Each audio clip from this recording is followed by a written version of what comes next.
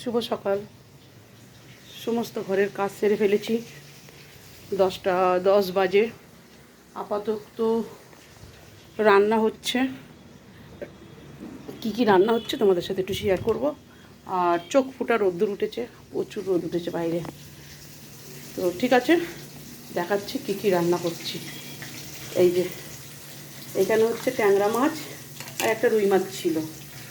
এটা একটু আদা দিয়ে পটল দিয়ে মানে কালো জিরে দিয়ে ঝোল করবো। আর হচ্ছে ভাত।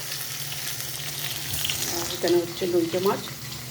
এই যে এতটা পেঁয়াজ নিয়ে নিয়েছি, আর রসুন বাটা, আদা বাটা, সব কিছু দিয়ে একটা লইটে মাছের ঝুড়ো বানাবো।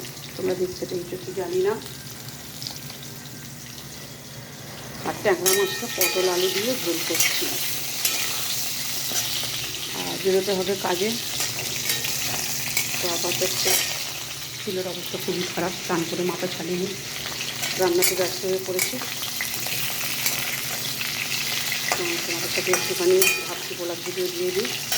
আর আমাদের সিঁড়ি ঝাঁট দেওয়া দাদা অনেক দিন পর এসেছে সিঁড়ি ঝাঁট দিতে। 1 মাস পর এসেছে মনে হয় সিঁড়ি ঝাঁট দিতে, কারণ আসে না সহজে। 3 দিন বাদে এসছে বলছে, কিন্তু সিঁড়িটা মনে হয় 1 মাস ধরে পড়ে আছে। আমি দেখছি, যাই হোক আমি নিজ পছন্দ ঝাঁট দিয়ে দিই।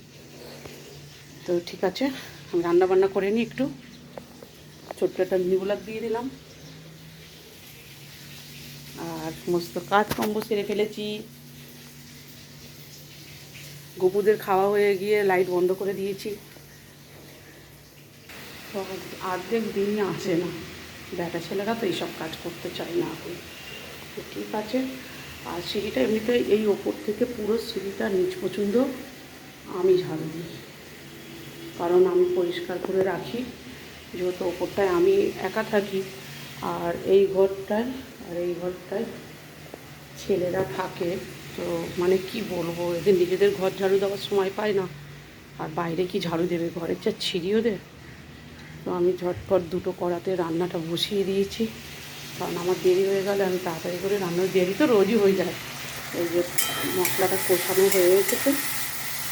আর এইটাতে পেঁয়াজটা অনেকটা দিয়ে দিয়েছি। লইটে মাছের যে জুড়োটা করবো কিছু পেঁয়াজ লাগবে, একদম আলু ভাজার মতন জুড়ো করবো। তো ঠিক আছে, তাড়াতাড়ি রান্নাটা করে নিই। আমরা তোমাদের সাথে একটু কথা বলে নিই। তোমাদের সাথে সকাল সকালে একটু কথা বললে মনটাও ভালো লাগে। তো ঠিক আছে, আমি রান্নাটা একটু শেষ করি ঝপঝপ। দেখাচ্ছি, যেটা দেখাচ্ছিলাম যে মশলাটা আমি সব একসাথে কষিয়ে নিয়েছি। মানে এর মধ্যে আছে আদা, রসুন, পেঁয়াজ, নুন, হলুদ, কাঁচা লঙ্কা আর একটু গুঁড়ো লঙ্কা দিয়েছি, একটু জিরের গুঁড়ো দিয়েছি। আর মাছটা আমি আগে থাকতে এই যে ঝুড়ো করে রেখে দিয়েছিলাম। কড়ার মধ্যে একটু তেল দিয়েছি, দিয়ে নুন হলুদ দিয়ে একদম নাড়িয়ে, মানে যতটা মানে যেই একটু সেদ্ধ হয়ে এসছে ওপর থেকে আমি কাঁটাটা ছাড়িয়ে ফেলে দিয়েছি, দিয়ে রেখে দিয়েছি। এবার ওইভাবে কড়াতে নাড়িয়ে পুরো শুকনো করে আলু ভাজার মতন হবে, মানে দেখলে মনে হবে আলু চপার মতন হয়ে গেছে। আর হাতের সামনে এই যে মশলা নিয়ে নিয়েছি।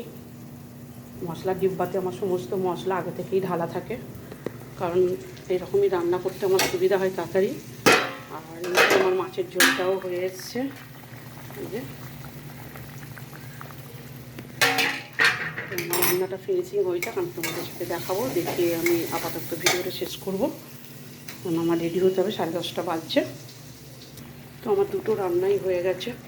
এই যে মাছের ঝোল হয়ে গেছে, আর দেখো এটা কি সুন্দর হয়েছে দেখতে, খেতে খুব ভালো লাগে। শুধু মাছ আর বাসন থালা অর্ধেকটা মেজে নিয়েছি, আর বাকিটা আমি চটপট গ্যাসটা পরিষ্কার করে নেব, নিয়ে দেখাচ্ছি। তো আমার রান্নাবান্না হয়ে গেছে, ঘেমে পুরো স্নান, মনে হচ্ছে আর একবার স্নান করব। এই যে ভাত, আর এই যে মাছের ঝোল, এই যে চচ্চড়ি মাছের ওই লইটে মাছটা পুরো ভর্তা হয়েছে। আর সমস্ত বাসন মাজা, গ্যাস পরিষ্কার সব হয়ে গেছে, সমস্ত কাজ হয়ে গেছে। আমি গ্যাসের ঝিকগুলো প্রত্যেক দিন মাজি, জানি না সবাই মাঝে কিনা। আর আপাতত ভিডিওটা এই পর্যন্ত, অনেকটা টাইম হয়ে গেছে, 11:30 বেজে গেছে, বেরোতে হবে আমার।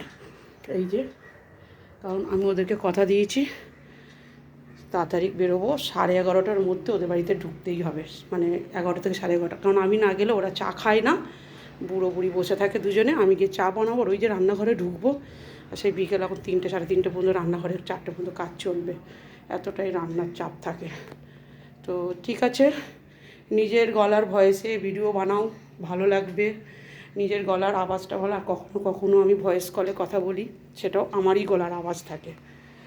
তো আজকের দিনে এই পর্যন্ত, সবাই ভালো ভালো কমেন্ট করবে, সব ভালো করে থাকবে। আর দেখো আমার কী ধরনের ঘাম গলায় থেকে পড়ছে, আমি আবার স্নান করতে যাই, 4-5 বার স্নান করি সারাদিনে, হাই প্রেশার আছে তো বেশিক্ষণ গরম সহ্য করতে পারি না। ঠিক আছে, আজকে ভিডিওটা এই পর্যন্ত, টাটা।